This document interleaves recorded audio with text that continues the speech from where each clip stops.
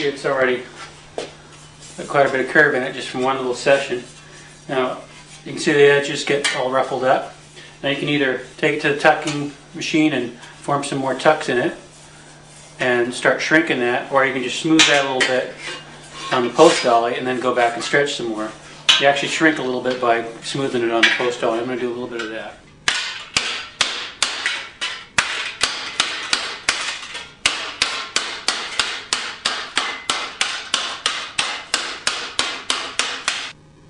That'll make it easier to pound out some more shape without hitting the wrinkles.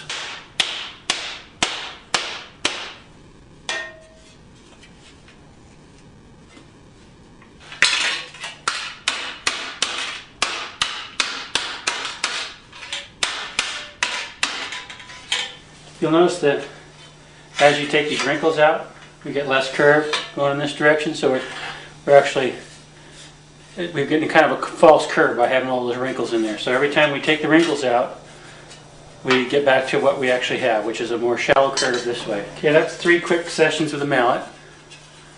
And now I'm going to smooth this one more time, and then I'm going to take it to the tucker and run a series of tucks along each side. You can see I've formed the tucks up inside because I like pounding over a flat surface to get my tucks flattened out. But you can see that this is going to interfere with swinging the hammer. So one way to fix that is to bend it like that so that you get that leg out of the way. We're going to have to do our tucks to the outside once we get a little bit more curve going this way, because we're not going to be able to reach the tucks otherwise. But you can actually cheat a little bit by just manipulating the metal out of the way, unbending. Okay, that's one side, doing the medium-sized tucks.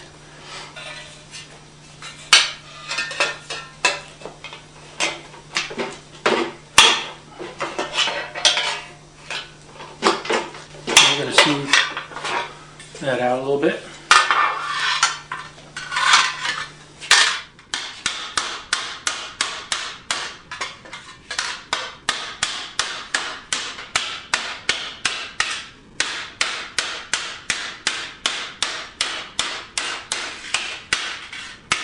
So that's one more session of stretching. It was starting to get so deep I decided to use a hammer that reaches in a little bit better with a nice high crown on it for really good stretching.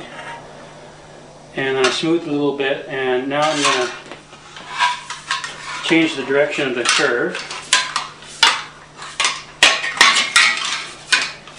a little bit to make it easier to run through the English wheel. First I'm going to run it through under no pressure, just a light pinch between the wheels. This helps me take out some of the little lumps.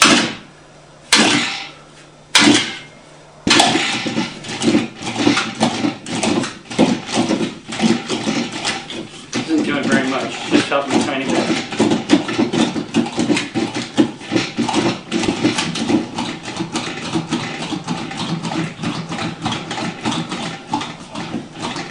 Actually pinching the metal out a little bit.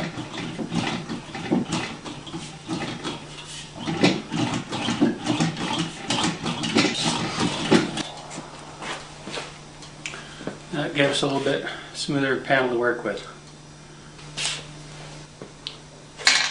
What I want here is more shrink on the very edge, so I'm going to trap the edge and just shrink right there.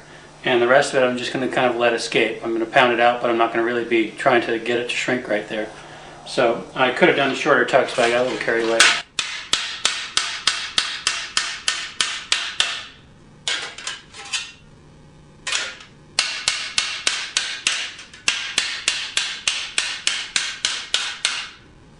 Not hitting really hard, just enough to smooth it a little bit, and then later on I can go over a little bit harder to planish.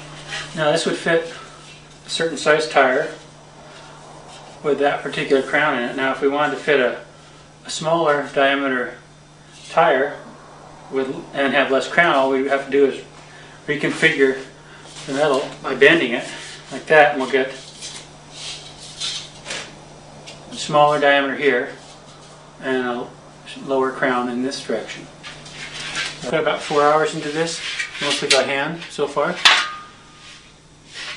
And you can see we've made some progress. We have more curve in both directions actually. And we're going to need a lot more if we're going to fit that small diameter tire that I chose. So I'm going to try a method that's a little bit faster.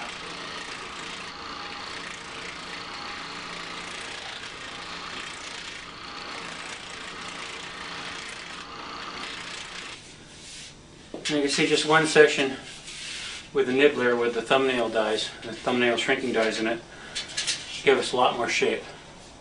That took maybe 10 minutes or something, and then I spent a couple minutes smoothing it a little bit on the English wheel.